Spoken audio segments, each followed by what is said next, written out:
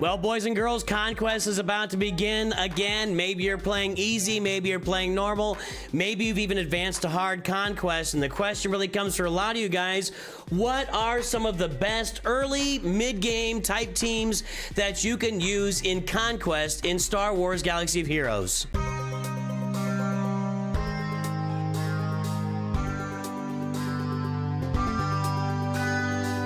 Well, greetings and hello there, everybody. It's me, your beloved Star Wars Dad, Nooch Too Good. And yes, you guys have been asking me lately, you know, can you do something on what are the teams used for these, especially beginner, early game? What are teams that you can use early on to have a lot of success in Conquest? We're going to discuss some of those teams today, and we're going to discuss some of the early and mid-game teams you're going to farm that are either limited or not good in Conquest at all, just so you're aware of those teams. So let's just start right here. Let's start out the bat. We got Padawan Obi Wan under a Padme lead. You can also, I mean, there are several different Galactic Republic leads that you can use here, and I'm even running on my new free-to-play account in normal Conquest. I've got Relic 7 Poncho Bros, these two guys up here, with like a Gear 10 Padme and a Gear 10 Mace Windu, and they still just run roughshod over Conquest. You know, Padawan Obi-Wan in Conquest is just with his Omicron. It's why I recommend it as the first Omicron to use in the game right now. I mean, wherever there's a lot of words, probably a lot of good things are happening, and his Conquest Cron has a lot of words. So that's the first team I'm looking at as one of the low-hanging fruit, because to me, your first two relics on your new account, Padawan Obi-Wan, Master Qui-Gon, that's going to feed your roster forever and ever with the assault battle that goes along with that. Put the Zeta and Omicron on Padawan Obi-Wan, put them under Padme or under another lead, and boom, Bob's your uncle. And our next Grand Arena team that's really good in Conquest, and when you look at being good in Conquest, you talk about survivability, recovering health, recovering protection, dazing your enemies possibly, because a lot of times what happens is your enemy gets out ahead of you, and if it's like the Geos or Old Republic, you know, you guys have experienced this in Conquest. If the enemy gets out ahead of you and they start getting turns, they get a lot of turns and things start going poorly for you. But the Phoenix perform really well. They're very survivable. Obviously, again, caveat, if you don't have Captain Rex, you don't have the Phoenix. That's it. Without Captain Rex, this is not a team. But the Phoenix with Captain Rex are very effective as an early to mid-game team in Conquest. They're going to go through a lot of tiers for you. They, you know, they are going to need relic levels the deeper you get into Conquest for sure. But if you're looking for a team to perform for you early on, and again, on my free-to-play account, I've got these guys all at Gear 11-ish, Gear 10, Gear 11, and I'm having success in normal Conquest all the way through like Tier 3 of Conquest. So Phoenix, you guys are farming them. There's a reason we tell you to farm some of these first teams in the game, and Phoenix in Conquest is included in the reason for Phoenix. Now let's change up our thought process a little bit and talk about the Geos. While the Geos on defense in Conquest can be very problematic if you don't get out ahead of it. If the Geos in Conquest go first and you're not sitting there with a Galactic Legend, I should mention Galactic Legends, we'll talk about that in a second. Geos on offense in Conquest, not very good. You know, these guys are a great defensive Grand Arena team for early levels of Grand Arena. I think all the way through Bronzium for sure they're going to be successful. Even into Chromium, they have some success on defense in Grand Arena. Using the Geos on offense in Conquest, it's just not going to do a lot for you, mainly because they're not very fast. Now, once they get going, they're going to get some turns, but probably by the time they get going, they're going to be dead. So most of the time, Geos are not going to be a great successful team for you in Conquest. And I want to mention here Galactic Legends. Now, a lot of you guys right now are farming Supreme Leader Kylo Ren and or Galactic Legend Rey right up. Oh, I could do that here? I didn't. They didn't used to let me do this. I didn't used to be able to put two Galactic Legends on the same squad.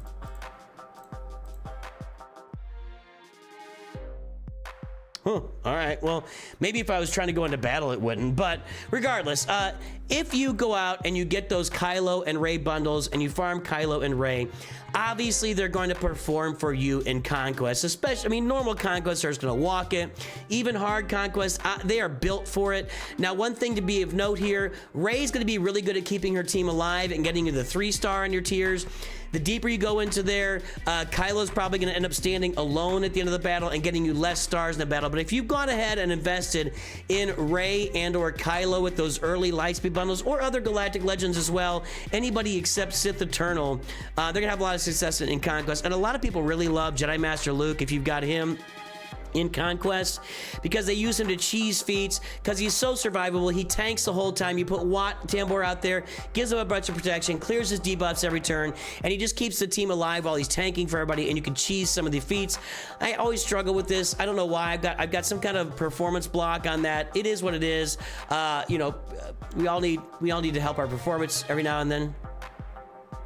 Regardless, if you go out and you get the Kylo bundle, the Rey bundle, you're going to have success in Conquest with those teams as well. Up next, we got another early game team, your Imperial Troopers. Now, I've included this team with Stark and over here, with Stark and Snow Trooper, because that's the team I'm using on my free-to-play account. And it was the cheapest way to get this team activated without going and investing a bunch of Kyrotechs in Moff Gideon and Dark Trooper. So I've got this team up and running. This is a completely situational dependent team, and what in normal Conquest, once you get to hard Conquest, I think this team's just basically gone. Your only chance is if you go first. If Piet takes the first turn, you've got a chance to succeed with the Imperial Troopers.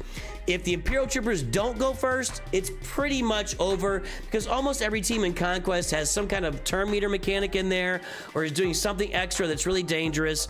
So yeah, and you wouldn't want to use them against like a Hux team on defense either, because Hux blocks turn meter gain. But if you can somehow find battles where the Imperial Troopers go first, meaning Piet goes first, and that, you know, that turn meter train gets rolling right away, you can have success with your Imperial Troopers. But if they don't go first, they're very squishy, they're just gonna die. So it's situational, and it's hard to know how the situation works because we don't really know. It's tough to know the speeds in there, and the higher up you get, the harder it's gonna be. So Imperial Troopers have their uses. You're gonna have to kind of pick and choose and find the right spots for them. So I'm gonna call these guys meh. Mostly no, but occasionally yes. And let's talk next about the absolute banger Conquest team for new and early and mid-game accounts. I don't care if you have a Galactic Legend. I don't care what you've got on here. If you've got this CLS team put together, you are gonna have success in Conquest. These guys in hard Conquest, they go hard. And when you look at adding Datacrons to them, where they're doing extra offense, maybe you get the leadership Datacron where leadership data disc where CLS is doing extra damage as the leader. Other ones out there, whenever they do damage, they gain offense. Oh my god, you think of these guys, whenever they crit and they're assisting all the time, they're constantly critting, they're stacking damage, stacking damage. These guys are really good. CLS, Han, 3PO, Chewbacca. The core CLS team is just a great team all the way to the end of the game. So many great places to use it, and Conquest is definitely one of those great places to use this CLS team. Absolutely, hands down. Now let's address a couple of teams that you guys have farmed early on. Everybody's farming bounty hunters early on. They're just so good for, you know, you get their ships, you unlock Executor, you get the bounty hunters, you unlock Chewbacca, you unlock Millennium Falcon with their ships as well, you unlock the Finalizer with their ships as well. The bounty hunters are a really balanced farming team, you know, building them into your farm. Now maybe with Forlom and Zuckuss coming out, we're going to see some extra added functionality here for these guys in Conquest and other game modes, but as it stands right now, this is a crap team.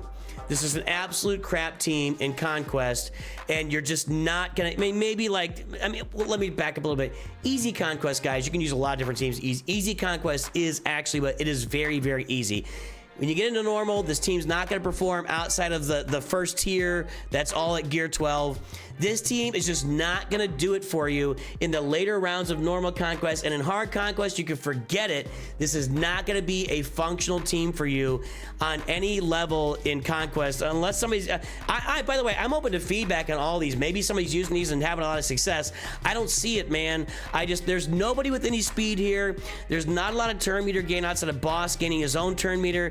And they just get picked off one by one, and you're probably never going to get a turn with with your bounty hunters. So those bounty hunters, while they are very useful for your farming purposes, not useful in Conquest, really not useful in Grand Arena or other game modes either. So bounty hunters, big thumbs down. And another team I'm going to list as a fail out here in Conquest for you. You know, you guys, early gamers, Darth Vader, Palpatine, Darth Vader, Thrawn, Tarkin, those are 4 characters that everybody's farming on every roster in Star Wars Galaxy Heroes, especially with Tarkin being used in the Order 66 raid right now.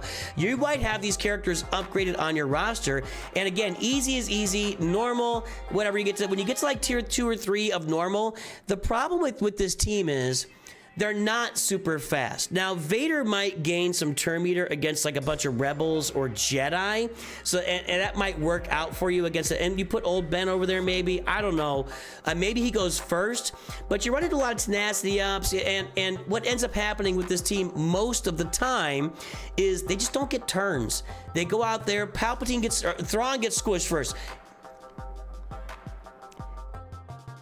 I don't know what's going to happen with AI in the future of the world. You know, we don't know. We're all concerned about AI taking over the world. But I will tell you this.